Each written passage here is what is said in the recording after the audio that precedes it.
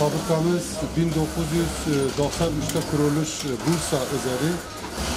Biz Bursa'da kuruluşumuzu yaptık. Firma kendisi Bursa'da, ben Haşar Teker, VRS Tekstil'in müdürü burada. 35 ülke üzeri yapıyoruz. 35 ülke üzeri büyük ihracatlarımız var, iş piyasalarımız da var. Kendi patentimiz, kendi mamulümüz, Vers Tekstil'in kendi üretimini yapıyoruz.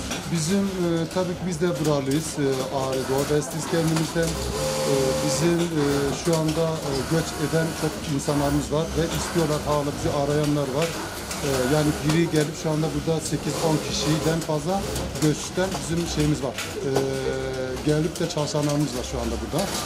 İstanbul'dan, İzmir'den gelip buradan işbaşı yapanlar var.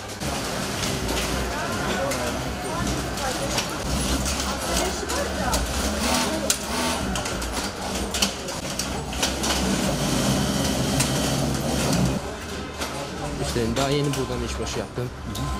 Yaklaşık 15 gün oldu. Daha önce Batı'da çalışıyordum. Evlendim, buraya geldim.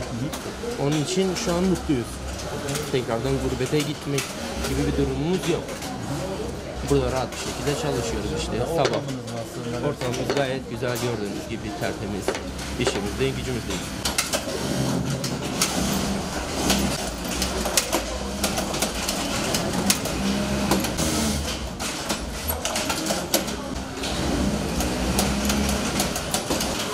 Bu iş yeri açılmış. Bu iş yerinde çalışıyorum. Gayet memnunum. Patronlarımdan da memnunum. İşimden de memnunum. Daha önceden ben İstanbul'da evimi taşımıştım. Orada biraz çalıştım. Makine öğrendim. Makine bildiğim için. Tekrar geçim sıkıntısı yapamadık orada. Yapamadığımız için memleketimize döndük. Bu iş yeri açıldı. Bu iş yerinde çalışıyoruz. Çok da memnunum. Allah onlardan razı olsun. Gönül ister ki bütün iş adamları devletten de destek alalım. Burada daha güzel iş yerleri açılsın, daha da büyütülsün, herkes faydalansın, göç olmasın, herkes kendi memleketine bağlı kalsın. Çünkü bu Doğu Beyazıt'ın en büyük sorunu işsizlik, yani geçim kaynağı. Biz istiyoruz da daha iyi ilerlesin. Bütün arkadaşlar da memnun.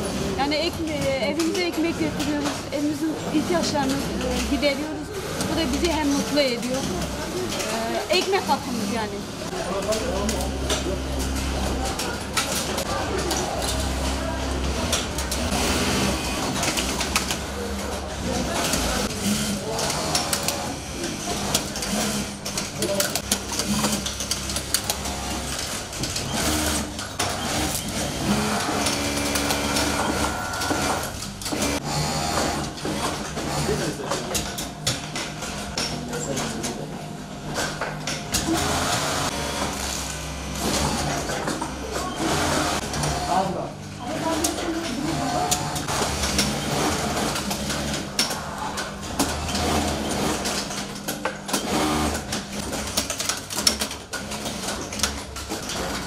Öncelikle İstanbul'da ilk kendim çalışıyordum.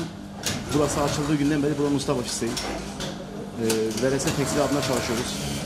Burada çocuk montları dikiyoruz.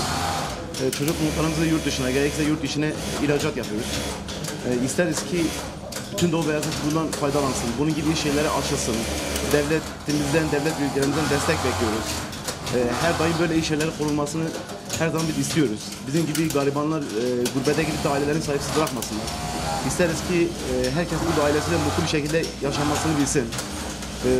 Bundan dolayı her zaman devletimizden destek bekliyoruz. Çocuk montu dikiyoruz.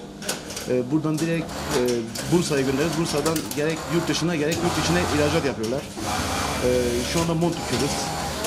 Sezon işlerimiz değişiyor. Yağmurluk oluyor, mont oluyor, kapşon, polar, o tarz şeyler dikiyoruz. Çalışmamız şu anda bundan ibaret.